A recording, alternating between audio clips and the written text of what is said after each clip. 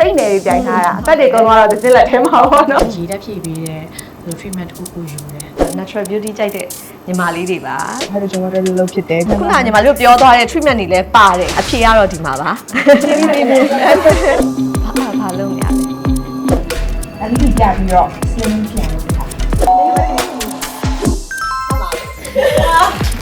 မကြားချင်း တော့ရဟာလည်းပေါင်း မှားပါတယ် multipolar radio frequency vacuum suction တိတ်နဲ့အချိန်တွေလောက်နေရနော် သူက3ပတ်ကနေပြီးတော့တလချပြီးတော့တစ်ချိန် ဒီအသက်အရွယ်ပိုင်းခြားလောက်ကနေစပြီးတော့ယူရင်ကောင်းတယ် အပင်အားရတဲ့ exosome တွေကတော့ skin allergy risk တွေอ่ะပေါ့နော် ဘယ်လိုလူမျိုးတွေကဒီ treatment ကိုယူသင့်လဲပေါ့ဒါအကြံဉာဏ်လေးပေးပါအောင် treatment တွေယူသွားရင်ကျတော့ makeup တွေလို့လိမ့်ဖို့ချင်းလေးလို့ရတယ် အစပါတော့ဆိုလို့ရှိရင်တော့ urban aesthetic ကိုလာပြီးတော့တစ်ချက်ဆွေးနွေးကြည့်ပါပေါ့နော် ဟုတ်ကဲ့ fighting ကြိုးစားမယ်